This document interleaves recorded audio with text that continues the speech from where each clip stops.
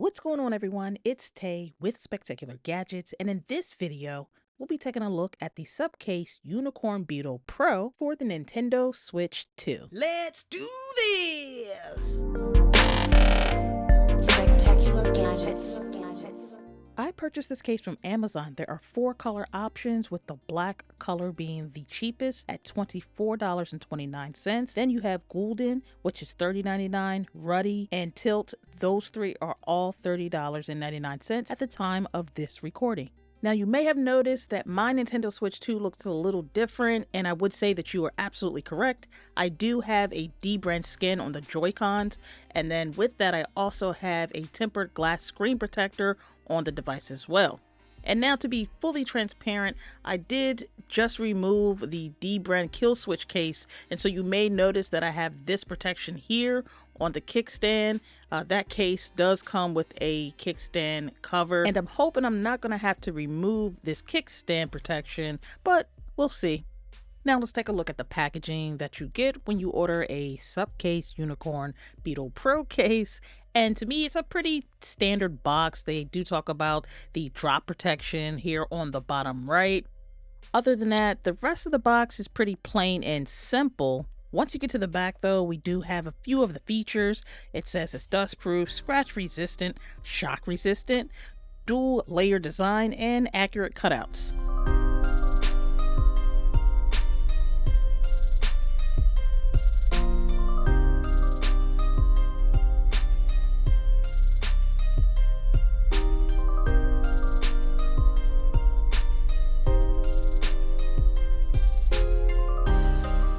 Removing the styrofoam pad, we finally get to the case. Looks like it's just a one-piece case.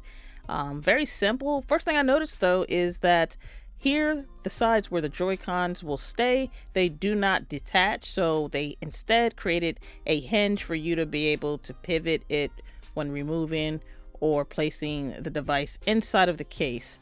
Now, what I'm noticing right now, and it has occurred to me, and it's occurring to me, that there's no cutout for the kickstand. And furthermore, there's no kickstand that they placed on the back of this case.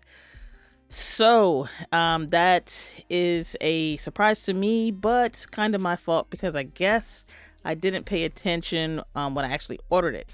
Now I'm trying to line everything up to see if in fact I will be able to get away with leaving that kickstand cover from the other case company on here, but it doesn't look like it's going to really work out for me. Now, this is a me problem, not a you problem, and I am going to have to take one for the team here, and I'll do that for you. So I will remove this protective strip off of the kickstand so that I can properly install this SupCase. So again, I did have this kill switch case on my device, and that's the reason why this kickstand protection is on it in the first place. Hey, if there's any kids watching this, I did not remove my kickstand from the device. Instead, what I did was remove a protective cover. I had to remove it in order to be able to install the case on the Switch 2. And I just wanted to make that clear because I don't want any parents coming for me in the comments talking about their kids ripped off the actual kickstand. Okay, so now that we got that cleared up, we can get back to the matter at hand, which is installing the SupCase Unicorn Beetle Pro case. What a mouthful for my Switch 2. As you see, I started with the bottom. I placed the bottom in, and then I just snapped the top on. I don't have the Joy-Cons in right now because I want to make sure that everything is lining up. And this is the best way to do it because this doesn't have any adhesive on the inside of the case. So I'm able to kind of shift it if I need to, just to line up the cutouts and everything.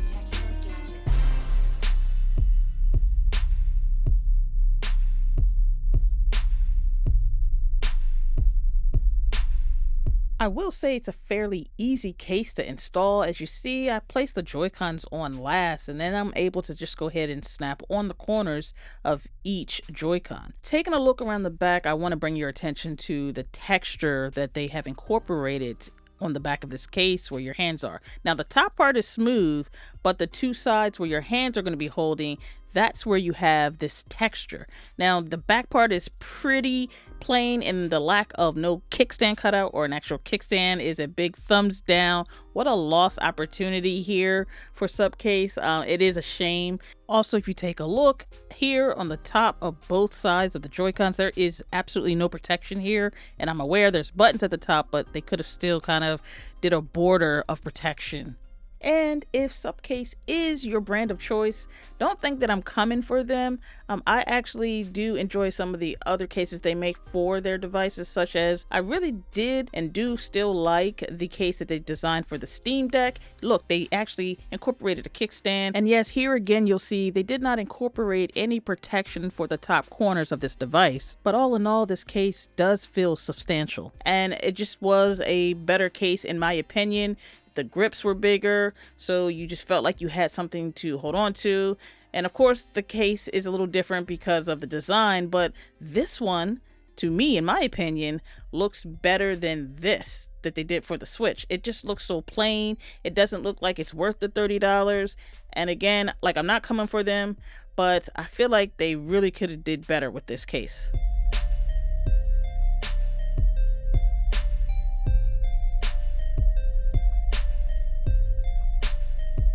I can be a sensible person, so let's try a different perspective here.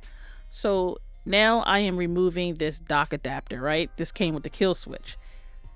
I don't need to have a dock adapter with this case because this case is still dock ready, meaning I can fit this case inside the original dock and all is good. I don't have to remove it. I don't need a dock adapter. I can just go ahead, place it in and go. I guess what I'm getting at is they probably didn't place a kickstand on the back of this case because it probably wouldn't have fit inside the dock, but it still doesn't answer the question as to why they just didn't put a cutout on the back of the case for the kickstand. Speaking of cutouts, let's test the cutouts of this case to see if they are precise or not. And I can plug in the cable, and as you see, it is actually charging, and so the cutouts seem to be pretty decent.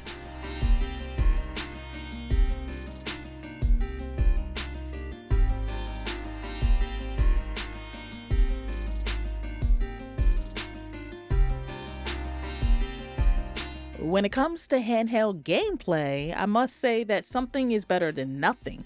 And what I mean by that is that at least there's something on the back of this case to hold on to instead of just the flat back that the Nintendo Switch has on its own. So you will find some comfort in using this case when you want to play in handheld mode. You do have something to hold on to. And that was my issue when I did not have a case for the Nintendo Switch 2.